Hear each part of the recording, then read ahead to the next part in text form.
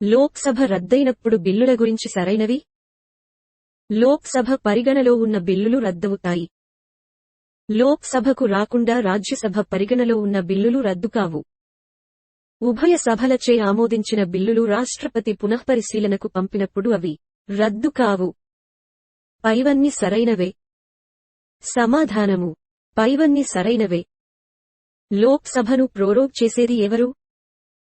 Speaker, ప్రధాని, రాష్ట్రపతి, deputy speaker. సమాధానము: రాష్ట్రపతి. లోక్సభను సైనిడై చేసే అధికారం ఉన్నవారు? స్పీకర్, ప్రధాని, రాష్ట్రపతి, డిప్యూటీ స్పీకర్. సమాధానము: స్పీకర్. పార్లమెంటరీ వ్యవహారాలు క్రింది వాటితో ప్రారంభమవుతాయి. 0 అవర్, ప్రశ్నోత్తరాల సమయం, వాయిదా తీర్మానం, విశ్వాస తీర్మానం. సమాధానము: ప్రశ్నోత్తరాల సమయం. 0 సమయానికి సంబంధించి సరైన వ్యాఖ్యను గుర్తించండి. ఎలాంటి ముందు అనుమతి లేకుండా సాగే ప్రశ్నోత్తరాల సమయం. ఇది మధ్యాహ్నం 12 గంటల నుండి 1 గంట వరకు, అంటే 1 గంటపాటు ఉంటుంది. 0 అవర్ అనే పదము పార్లమెంటరీ నియమాలలో లేదు. పత్రికలు సృష్టించాయి. పైవన్నీ సరైనవి. సమాధానము: పైవన్నీ సరైనవి. 0 అవర్, శూన్యకాలము.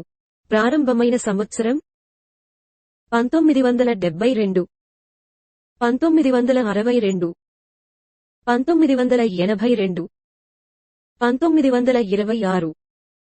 సమాధానము: 1962. 0 అవర్ పదవీకాలం 1 గంట, అర్ధ గంట, 45 నిమిషాలు. నిర్ణీత సమయం ఉండదు. సమాధానము: నిర్ణీత సమయం ఉండదు. పార్లమెంట్ సమావేశాలలో మౌఖిక సమాధానాలు ఇచ్చే ప్రశ్నలు. నక్షత్ర గుర్తుగల ప్రశ్నలు, నక్షత్రం గుర్తులేని ప్రశ్నలు, ప్రాధాన్యత లేని ప్రశ్నలకు పైవన్నీ. సమాధానము: నక్షత్ర గుర్తుగల ప్రశ్నలు. నక్షత్రం గుర్తులేని ప్రశ్నలకు ఏ విధమైన సమాధానం రావాలి? లిఖిత పూర్వక సమాధానం, మౌఖిక సమాధానం, సమాధానం ఇవ్వకపోవడం, చర్చతో కూడిన సమాధానం. సమాధానము: లిఖిత పూర్వక సమాధానం. కార్యనిర్వాహకుని, మంత్రిమండలిని నియంత్రణ చేయుటకు పార్లమెంటుకు గల సాధనం ఏది?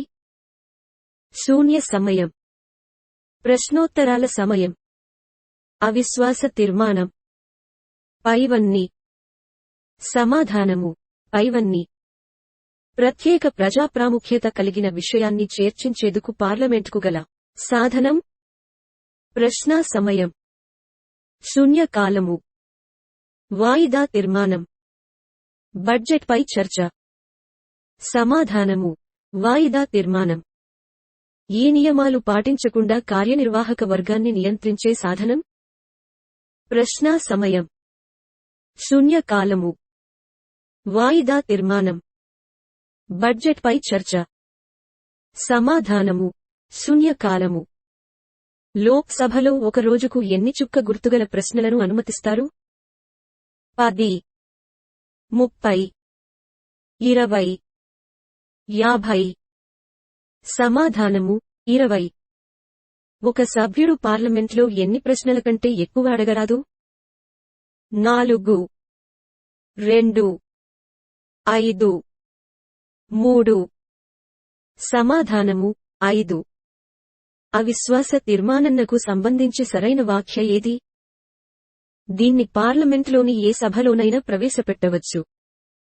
అవిశ్వాస తీర్మానం నెగ్గితే ప్రధాని రాజీనామా చేయాలి. 50 మంది సభ్యులు సంతకాలు చేసి స్పీకర్కు ఇవ్వాలి. బి మరియు సి.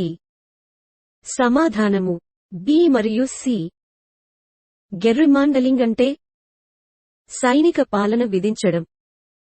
ఎన్నికల స్థానాలను పునర్విభజించడం ద్వారా రాబోయే ఎన్నికల్లో లబ్ధి పొందాలని ప్రయత్నించడం. కొత్త సంస్థల ఏర్పాటు. పైవన్నీ. సమాధానము: ఎన్నికల స్థానాలను పునర్విభజించడం ద్వారా రాబోయే ఎన్నికల్లో లబ్ధి పొందాలని ప్రయత్నించడం. లేమ్ డక్ సెషన్ అంటే ప్రస్తుత లోక్సభ ముగింపు సమావేశం, చిట్టచివరి లోక్సభ సమావేశం. ప్రస్తుతం లోక్సభలో సభ్యులుగా ఉండి కొత్త లోక్సభలో ఎన్నిక కాని సభ్యులు, నూతన సభ్యులతో ఒక సమావేశం ఏర్పాటు చేయడం. పైవి ఏవీ కావు. సమాధానము: ప్రస్తుతం లోక్సభలో సభ్యులుగా ఉండి కొత్త లోక్సభలో ఎన్నిక కాని సభ్యులు నూతన సభ్యులతో ఒక సమావేశం ఏర్పాటు చేయడం. ద్విసభా విధానం మొట్టమొదట ఏ దేశంలో ప్రారంభమైంది? France, Canada, America, England.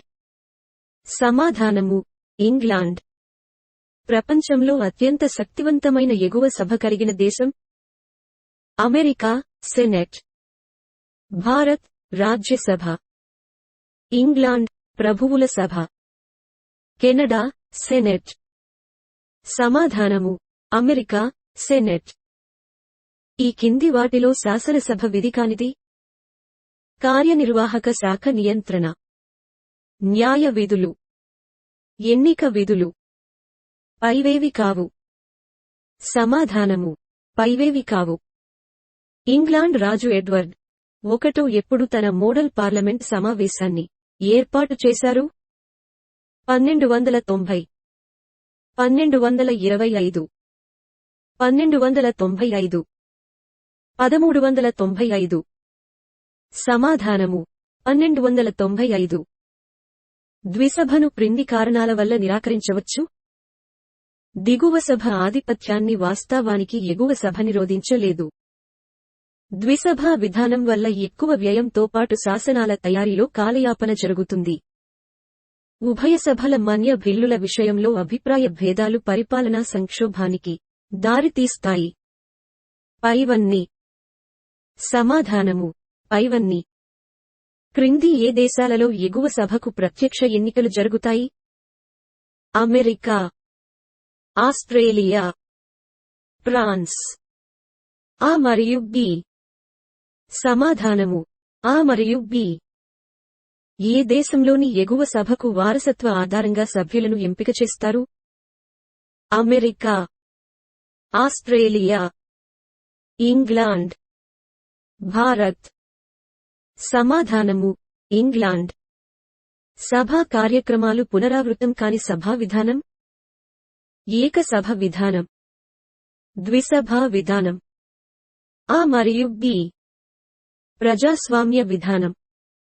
సమాధానము: ఏక సభ విధానం. భారతదేశంలో రాజ్యసభ కాలపరిమితి ఎంత?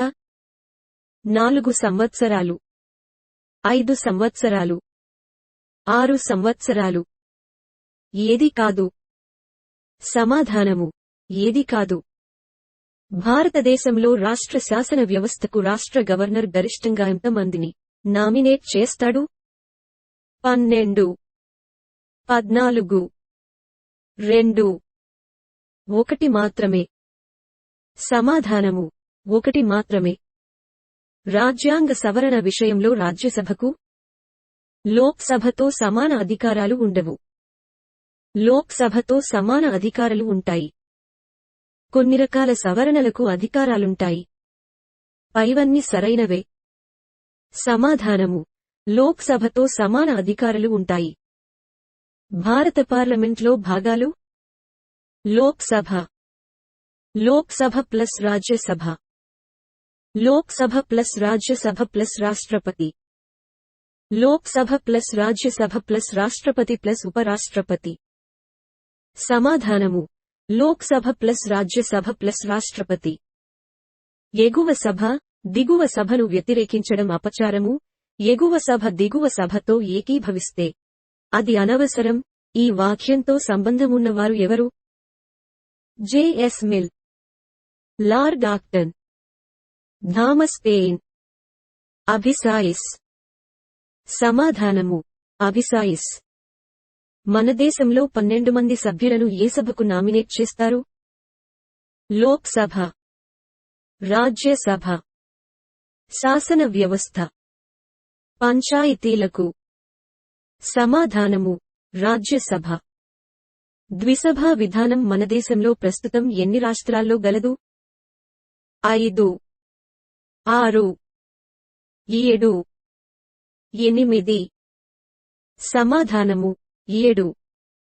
ద్విసభా విధానం మన దేశంలో ప్రస్తుతం ఎన్ని రాష్ట్రాల్లో గలదు?